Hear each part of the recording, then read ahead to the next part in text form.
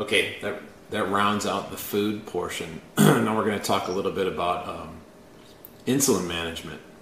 So you do something to manage your meal plan that most people are not familiar with. Most people, when they're diagnosed, are given rapid-acting insulin and huge amounts of carbohydrate food suggestions from their dietitians.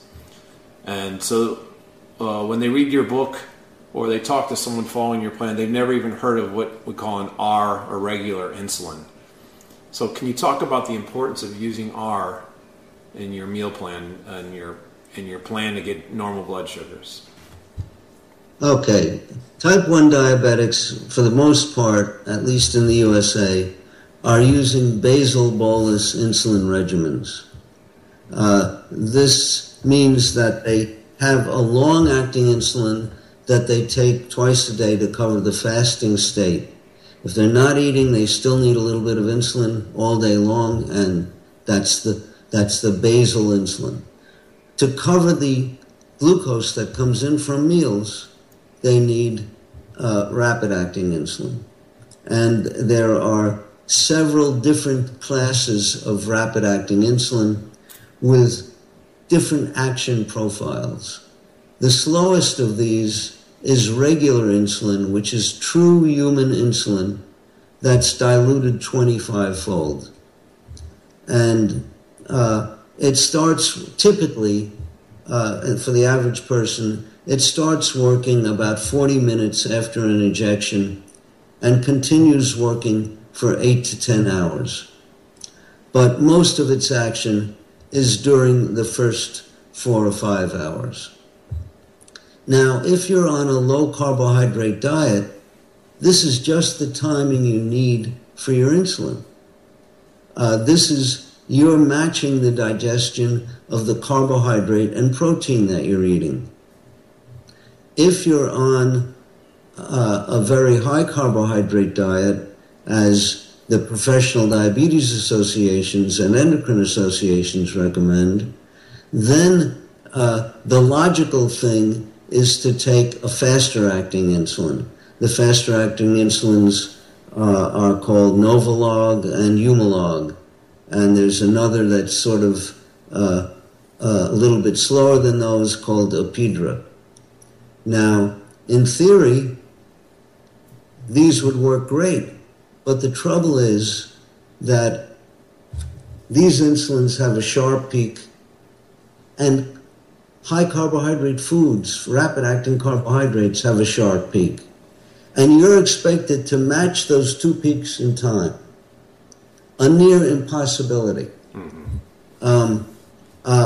Using the term near is even exaggerating, because it's a true impossibility, because the people who do this never match. They always go too high or too low after meals, and then may go too high or too low later on. Right. So it's impossible to make this kind of match where you're trying to take two peaks and match them. Right. What we're doing with regular insulin, low carbohydrate and protein, is taking a shallow hill, yes, 2 shallow hills like this, and attempting to match them. And if you're a little bit off, you're not going to make a huge mistake.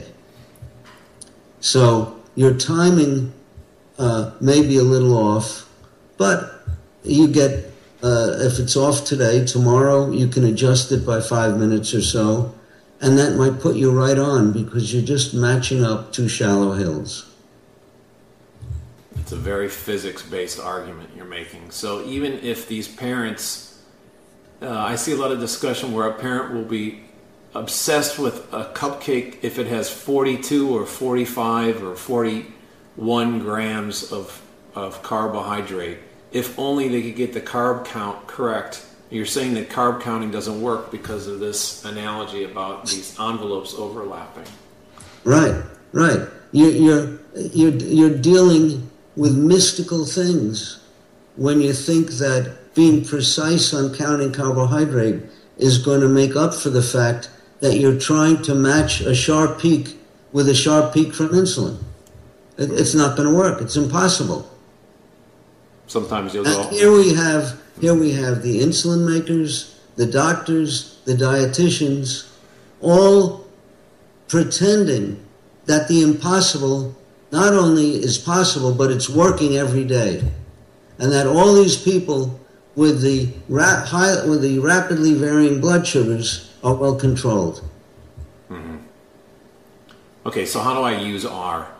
If I'm lucky enough to convince my endocrinologist to give me a prescription of R. By the way, R is available over the counter, right? And it's in many states. I think it's like $20 at Sam's Club. But how, suppose my kid eats a couple pieces of chicken and his meal plan. How do you use the R? Well, it's first of all, in his meal plan, he's not just getting a couple of pieces of chicken. He's getting a weighed amount or a reproducible amount that he's getting every day, and he's getting a reproducible amount of carbohydrate that's kept relatively low, and we'll start off with a guess as to how much regular to use for this meal. Now, I have formulas that I use that are fine for people who don't have insulin resistance. And the formulas are simple. A half unit of R covers 1 ounce of protein. And 1 unit of R covers about 8 grams of carbohydrate.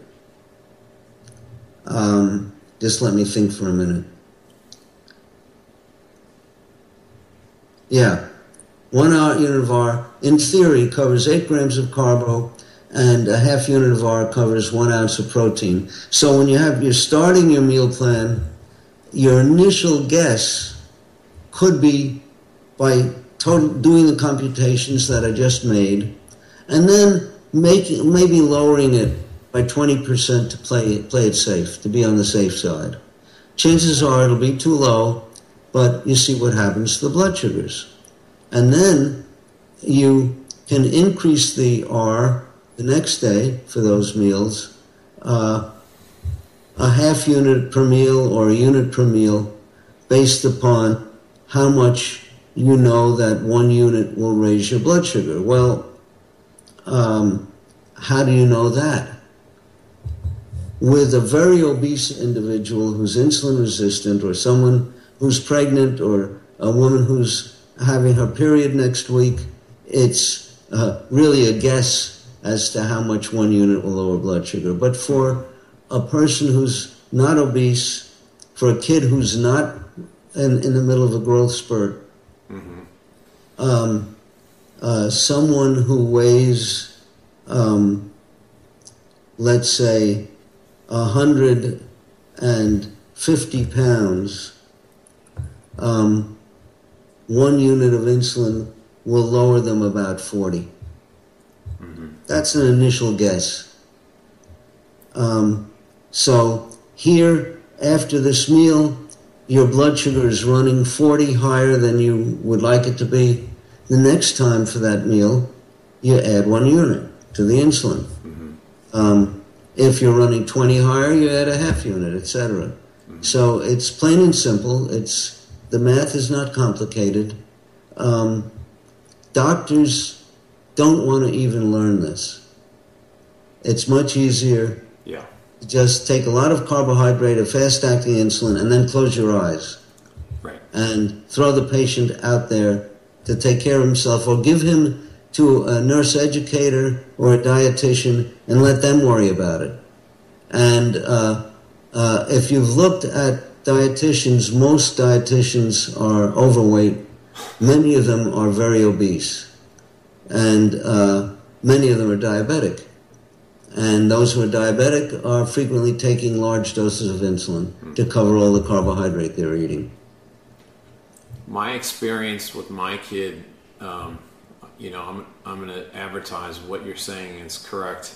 The experience is that we have his basals correct. He wakes up in the morning with normal blood sugars right around 80. he has his breakfast and he does his shot of R, and he goes to school, and now he has he'll test before lunch, maybe twice, and his line is flat all day until lunch. And then at lunch he does another dose. He eats a breakfast and lunch that he loves, so he's comfortable with the food, and then he's flat until he comes home. So he loves this because he wants to play at recess. He doesn't want to report to the nurse's office with a blood sugar of 400. He doesn't want to feel bad all day. He wants to live his life. So the regimen that you're describing it's not a set it and forget it. He still has to do a finger prick and make sure. But if he needs to correct himself, he might do a half a tab of glucose, which he keeps in his pocket, not sucking down juice boxes in a severe state of hypoglycemia. And if for some reason his blood sugar runs high, he takes a little bit of insulin and he's back to normal. It's a totally different way of living your life. It's like our life has been restored as a family. And it's unfortunate that neither the medical profession nor paramedical professionals nor industry is really interested in the patient.